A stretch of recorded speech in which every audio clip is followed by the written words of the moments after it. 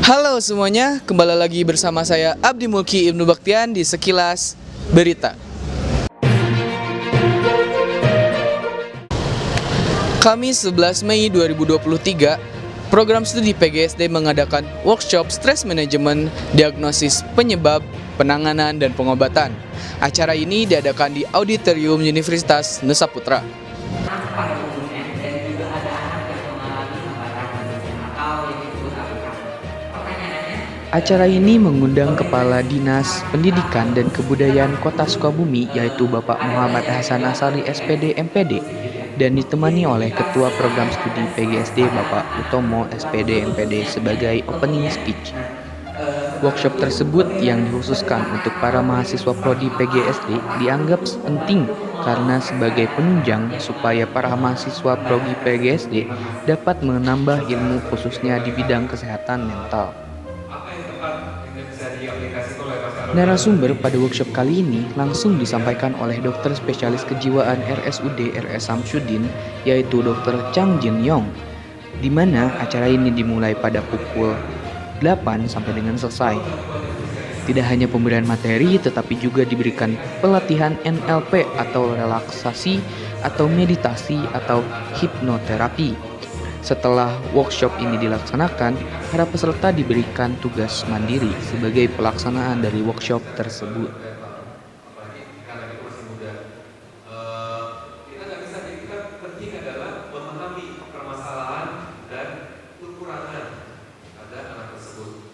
Ada juga anak-anak yang sekarang disruptif. Yang penting sebenarnya lebih kita mungkin berguna untuk guru SD adalah kita tahu bagaimana melakukan administrasi menenangkan anak-anak yang sedang dibutuhkan kebutuhan khusus. Jadi salah satu problem yang ditangani oleh orang tua pada saat itu. Tapi apakah kita bisa menilai dengan tools atau instrumen-instrumen teknis untuk melihat kebutuhan pada saat itu? Saya sampai saat ini belum melihat toolsnya ya. Bisa jadi kekurangan saya dalam mencari tools tersebut. Tapi kalau saya sebagai klinisi lebih melihat kalau anak kebutuhan khusus kan kita lihat kekurangannya. Kedua, kita capek, tapi kita pulang ke luar kota. Kita masih semangat pulang bawa banyak misalnya, kita semangat. Karena kita berpikir dengan hal yang bahagia saat kita akan pulang. Kita ketemu keluarga, atau kita mau ketemu pacar misalnya. Kita bahagia ketemu pacar kita, akan lebih semangat. Coba kalau kita mau perginya ke Yomeli misalnya, perginya ke kampus, perginya hal-hal yang menurut kita tidak menyenangkan. Otomatis physical reaction di sini semua misalnya kondisi kita badan ini dalam kita menarik nafas, tahan, 1, 2, 3, 4, 5, lepasnya pelan-pelan, buang nafasnya. Nah, di sini pas kita lepas tangan, pernah nggak ngerasain aliran darah ngalir di tangan kalau kita menunggang lama?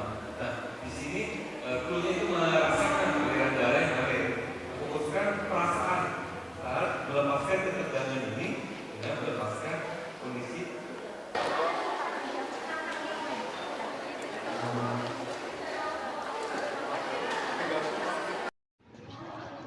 Baik, sekarang saya bersama dengan pemateri hebat dari dokter spesialis kejiwaan yaitu Dr. Chang Jin Yong. Apa kabar, Dok? Terima kasih, sehat, alhamdulillah. Alhamdulillah. Jadi di sini saya ingin mengajukan beberapa pertanyaan nih mengenai workshop yang telah diadakan.